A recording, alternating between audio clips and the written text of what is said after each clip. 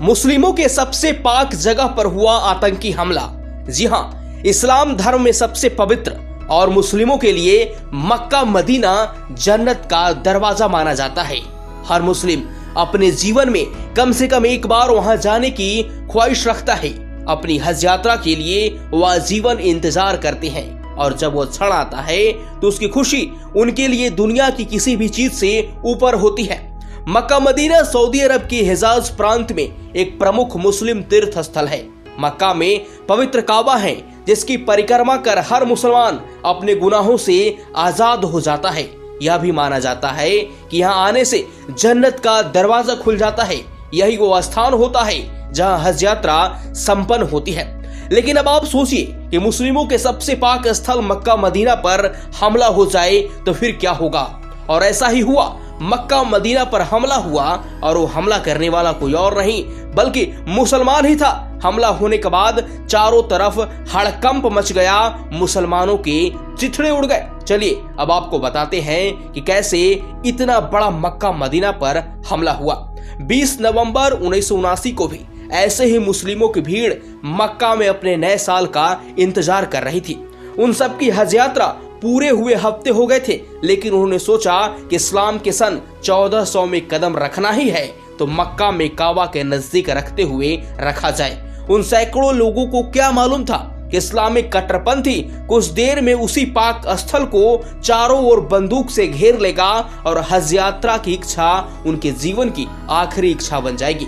जी हाँ, अंग्रेजी कैलेंडर की 20 नवंबर 1979 तारीख और इस्लामिक कैलेंडर के हिसाब से साल 1400 का पहला दिन इतिहास के पन्नों में वो काला दिन है जिसने पूरे विश्व के मुसलमानों को हिला कर रख दिया था। इस दिन उनकी मक्का स्थित बड़ी अल हरम मस्जिद पर सैकड़ों हथियार बंद घुसाए थे और सैकड़ों ही लोगों को अपने कब्जे में ले लिया था। समय फजर की नमाज का था और घड़ी में 5:15 हुए थे। इमाम शेख मोहम्मद अल सुबाइल ने नमाज अदा करवाई ही थी कि देखा कि मक्का में चारों ओर सफेद रंग का कपड़ा पहने हथियार बंद लोग बंदूकों के साथ उनकी ओर बढ़ रहे थे। उनमें से जुहमान अल उताइवी ने माइक को लेते हुए अपने सभी समर्थकों को अपनी जगह तैनात होने को कहा। देखते ही देखते मस्जिद चारों ओर से हथियारों बंदों से घिर गई। घटना के समय सऊदी बिन लादेन ग्रुप मस्जिद में कुछ मरम्मत का काम कर रही थी। इससे पहले कि हमलावर टेलीफोन के तार काट पाते उनके कर्मचारी ने बाहर इस बात की सूचना पहुंचा दी और हर जगह हड़कंप मच गया।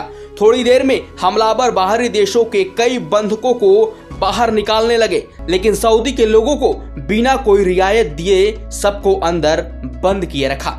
यहाँ बता दें कि मक्का पर ऐसा संकट तब आया था जब अरब के क्राउन प्रिंस फहद ट्यूनेशिया में थे। नेशनल गार्ड के मुखिया प्रिंस अब्दुल्ला मोरक्को गए थे। तब किंग खालिद ने मस्जिद को छुड़ाने की जिम्मेदारी प्रिंस सुल्तान को सौंपी। प्रिंस नायब भी उनके साथ गए। उधर हमले की खबर सुनते ही आंतरिक मंत्रालय के कुछ सिपाहियों ने मस्जिद को छुड़ाने का प्रयास किया, लेकिन तब बंदूकधारियों ने कई पुलिस वालों को मारना शुरू कर दिया।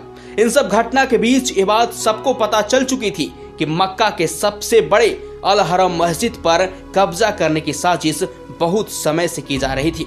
दिन, तारीख, समय सब तय था। हमलावरों के पास पहले से हथियार थे और भारी संख्या में खाने पीने का सामान भी था। ये सारा सामान ताबूत में बंद करके मस्जिद के अंदर पहुंचाया गया था। वहीं हमलावरों का जत्था ट्रक में भर भर कर अंदर आया था। सेना की कार्रवाई में कई हथियार बंद मारे गए। मस्जिदों की मीनारों पर हमले हुए और इसी बीच मस्जिद के अंदर एंट्री लेने के लिए वहां की बिजली भी काट दी गई। नतीजन सेना अगले ही दिन मस्जिद के अंदर थी। सेना और हथियार बंद हमलावरों की ओर से लगातार गोलियां चली, जिसमें 500 के करीब लोग घायल हुए। इन घायलों में खुद को मेहदी बताने वाला कहतानी भी था, जो मरे हुए लोगों के हथियार बाकी लोगों तक पहुंचा रहा था। इस घटना पर आपकी क्या राय है? आप अपनी राय हमारे कमेंट बॉक्स में जरूर बताएं।